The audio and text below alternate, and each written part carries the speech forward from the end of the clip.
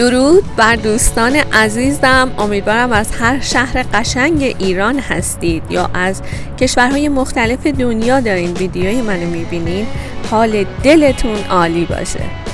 من نازنین هستم و خوش آمدید به کانال سفرهای من. خوشحال میشم همین الان دکمه سابسکرایب رو بزنید و به جمع دوستان من بپیوندید و همینطور دکمه زنگوله کنارش رو تا ویدیوهای بعدی من برای شما نمایش داده بشه. سپاسگزارم از تک تک شما عزیزان. دوستان عزیزم، امشب میخوایم مرکز خرید لیدوما و کاخ رستوران لیدوما رو با هم ببینیم.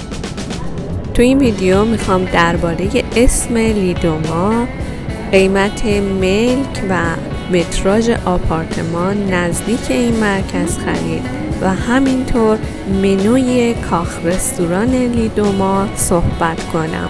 پس تا آخر ویدیو همراه من باشید.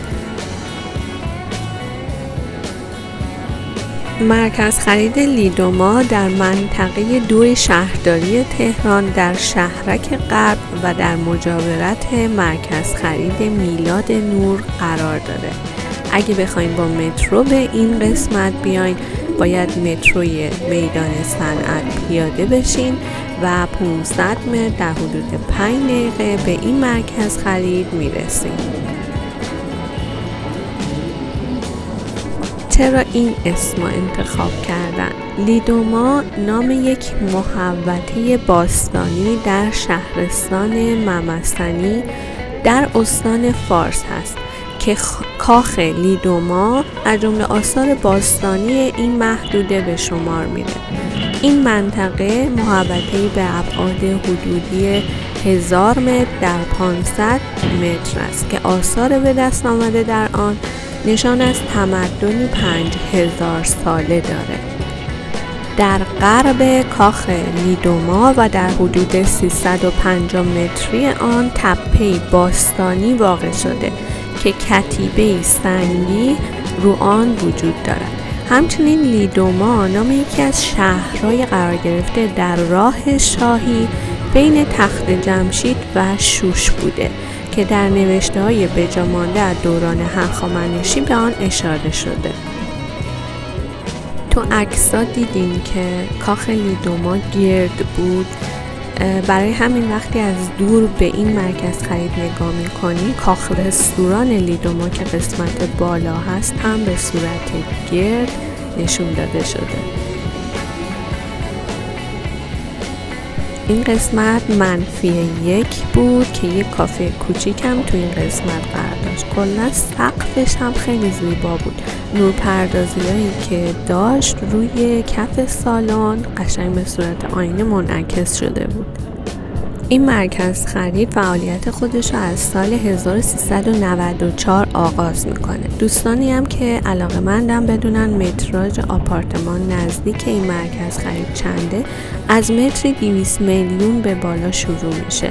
مثلا یه آپارتمان 130 متره با 3 خواب و امکانات کامل یه پارکینگ داشته باشه در حدود 30 میلیارد به بالا میشه.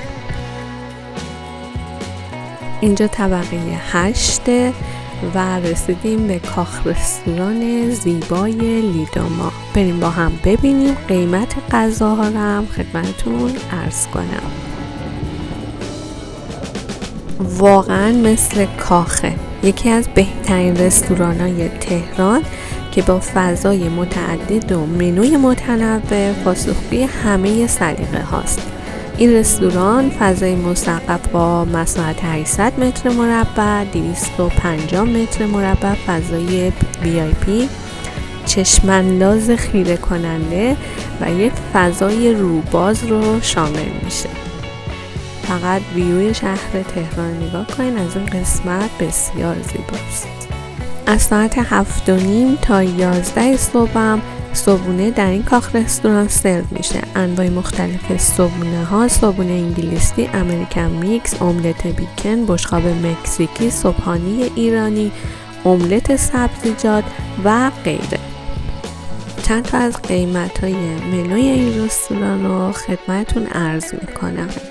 بشقاب دریایی کاخ 414,000 تومان میشه. ماهی قزل آلا 185,000 تومان. ماهیچه مخصوص 250,000 تومان.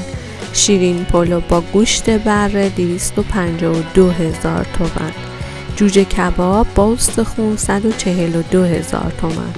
بشقاب سبزیجات 110,000 تومان. فیله استیک مخصوص 305,000 تومان. فاهیتا چیکن 160,000 تومان. سینی همایونی 990,000 تومان. ماست چکیده 40,000 تومان. بورانی بادمجان 40,000 تومان. قارچ سرخ شده 45,000 تومان. زیتون پرورده 45,000 تومان.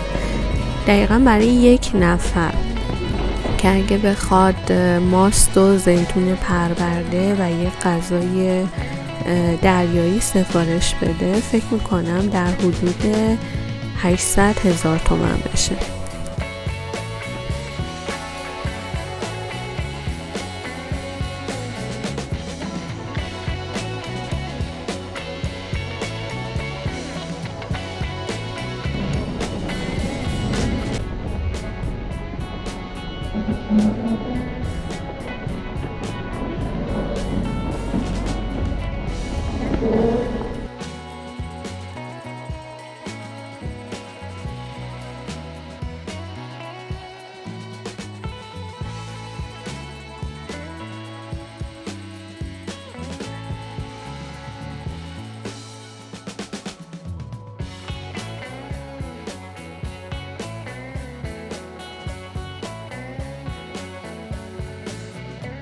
این قسمت آسانسورایی بود که برای کسایی که از بیرون مستقیما با آسانسورای شیشه‌ای میتونن به این طبقه بیان.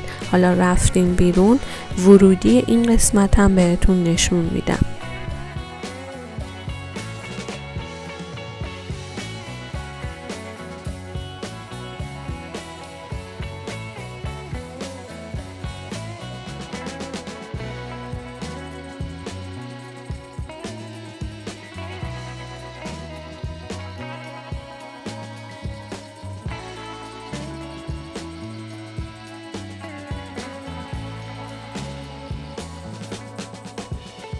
اینجا دقیقاً همون قسمتی که گفتم دوستانی که با آسانسور میتونن از این قسمت به کاخ رستوران لیدوما برن.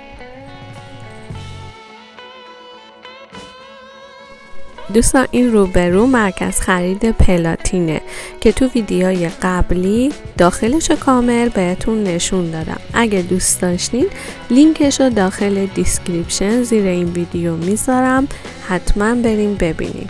یادتون نره با لایک سابسکرایب کانالم منو حمایت میکنیم برای ساخت ویدیوهای بیشتر و قشنگتر. دوستتون دارم. تا ویدیوی دیگر، بدرود.